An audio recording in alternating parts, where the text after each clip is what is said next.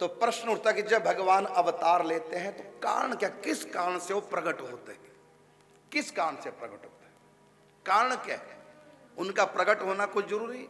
यदि कुछ काम करने के लिए प्रकट होते हैं तो भगवान तो बिना प्रकट हुए ही काम कर सकते हैं। कर बिन कर्म करहि विधि नाना, वो तो बिना हाथों के भी काम कर लेते हैं। उनको तो जो सोचेंगे सो ही हो जाएगा, तो उनको प्रकट होने का क्या मतलब? यदि कहीं दुष्टों को मारने के लिए आते हैं, प्रकट होते हैं, तो क्या भगवान बिना अवतार लिए दुष्टों का वध नहीं कर सकते? कहते हैं धर्म की स्थापना के लिए अवतार लेते हैं, तो प्रश्न किया क्या वो बिना अवतार लिए धर्म की स्थापना नहीं कर सकते? क्या नहीं कर सकते भगवान अपने धाम में बैठे बैठे? उनको किसी की सहायता की भी आवश्यकता नहीं। भेगुटी विलास सृष्टि लय हुई, ऐसे पावरफुल भगवान क्यों अवतार लेते हैं? तो भगवान शंकर कहते हैं एक नहीं अनेक कारण हैं। हरि अवतार हेतु जे ही होई, इद मिथम कही जात न सोई। कहते हैं भगवान के अवतार का कोई एक कारण नहीं होता, अनेकों कारण होते हैं। फिर कहा जितने भी मर्जी कारण हो, लेकिन उन सब कारणों के पीछे एक महाकारण होता है, और उस महाकारण के भी पीछे एक मूल कारण होता है। पहले कारण बता रहे हैं शंकर जी, फिर महाकारण बता रहे हैं, फिर मूल कारण बता रहे हैं अवतार का। और ये सब काम भगवान बिना अवतार लिए कर ही नहीं सकते। कुछ ऐसे काम है सृष्टि में जो भगवान बिना अवतार लिए भी नहीं कर सकते। भगवान भी कुछ ऐसे काम है जो नहीं कर सकते। आप लोग एक ऐसा काम है जो दोपहर को नहीं कर सकते, और एक ऐसा काम है आप रात को नहीं कर सकते। बताओ जरा, कोई जानता हो तो कौन सा काम है जो आप दिन में नहीं कर सकते, और कौन सा काम है जो रात को नहीं कर सकते? मैं बता देता हूं, समय खराब हूं। दोपहर को आप डिनर नहीं कर सकते, और रात को आप लंच नहीं कर सकते। नहीं, ये कर सकते हैं आप, दोपहर को डिनर कर सकते हैं, रात को लंच कर सकते हैं? बोलो, नहीं कर सकते। लेकिन भगवान कर सकते हैं। कैसे? दिन का समय है, यदि उनको दिन में डिनर करना है तो जो ही भोजन शुरू करेंगे तुरंत उतना एरिया में रात हो जाएगी। और रात को किया गया भोजन डिनर कहलाता है। तो तुम्हारे लिए वो दिन रहेगा, लेकिन वहां रात हो जाएगी। तो भगवान कुछ भी कर सकते हैं। मनुष्य है जो नहीं कर सकता, कुछ उसकी मर्यादा है, उसके बाहर नहीं जा सकता। तो भगवान कुछ भी कर सकते हैं, लेकिन फिर भी कहा कि इद मिथम कहीं जात न सोई।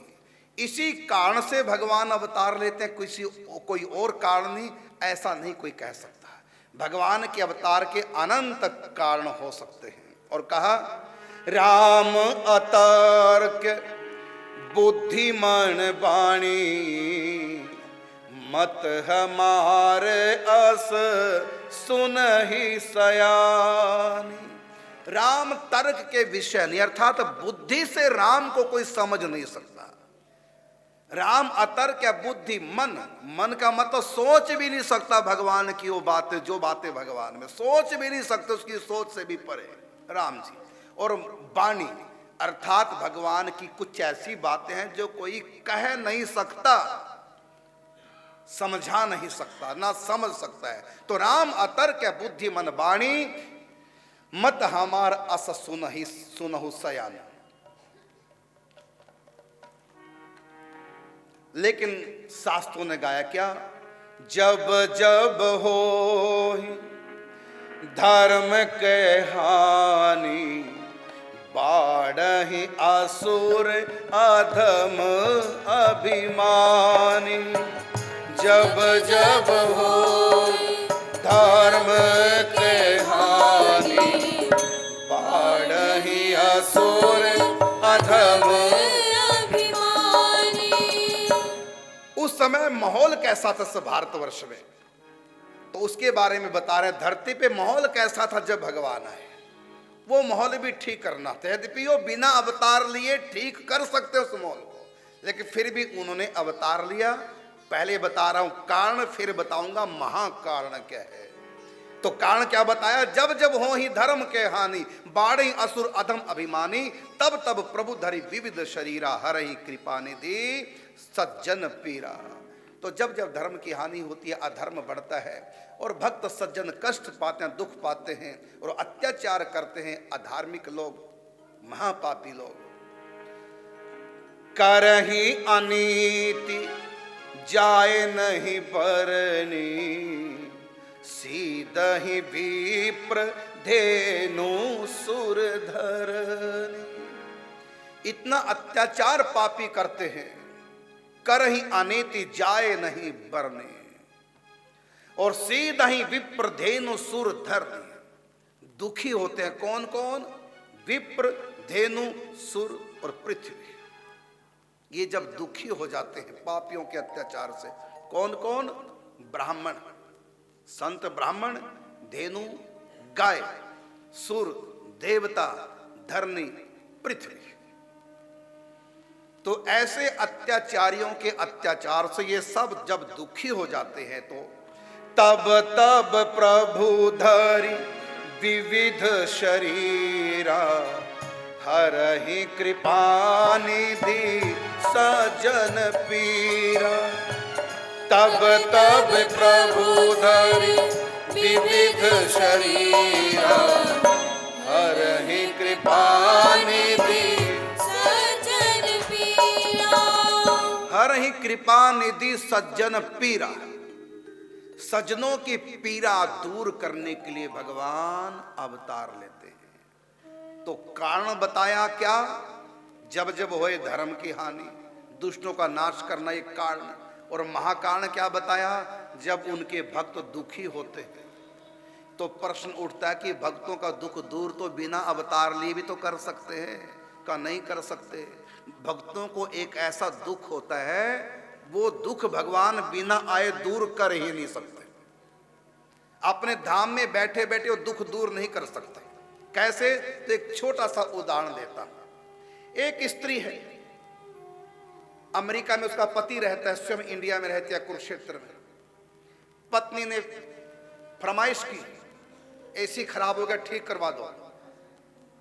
वो विदेश में बैठा बैठा ऑनलाइन सिस्टम से आपका एसी ठीक कर देगा, ऑनलाइन पैसे डाल देगा।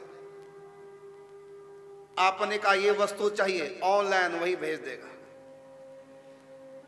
आपने कहा ये कष्ट है, ये दुख है, ये सुख है, सब जो भी आप कहते रहेंगे सो वहीं से करता रहेगा।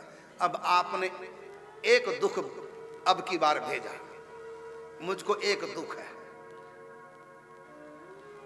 वो क्या दुख, आपके दूर होने का दुख, आपका प्रेम न मिलने का दुख, आपसे दूरी बर्दाश्त नहीं, ये दुख है।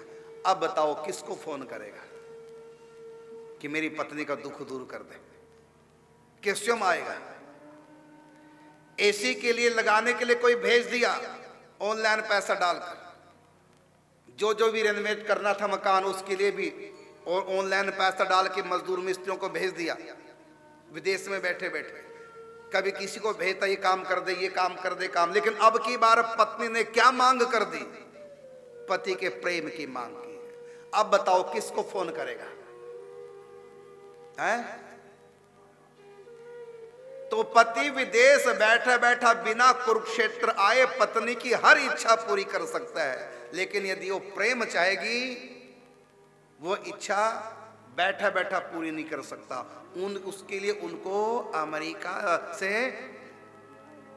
आना पड़ेगा कुरुक्षेत्र में। इसी प्रकार भगवान सब इच्छाएं भक्तों की बिना अवतार लिए पूरी कर देंगे, लेकिन जब भक्तों को इच्छा है क्या, कुछ और जहां में मिले ना मिले मेरे राम तुम्हारा प्यार मिले, जब उनको प्रेम की कामना होगी तो इसके लिए भगवान को अवतार लेना पड़ेगा। तभी कहा प्रेम के बंधन में मोहन बंध गए और प्रेमियों ने जो बनाया बन गए। भाव का भूखा हूं मैं, भाव ही एक सार है, और भाव से मुझे भजे तो भव से बेड़ा बांध लेते भक्त मुझे प्रेम की जंजीर में, इसलिए इस भूमि पर होता मेरा अवतार है।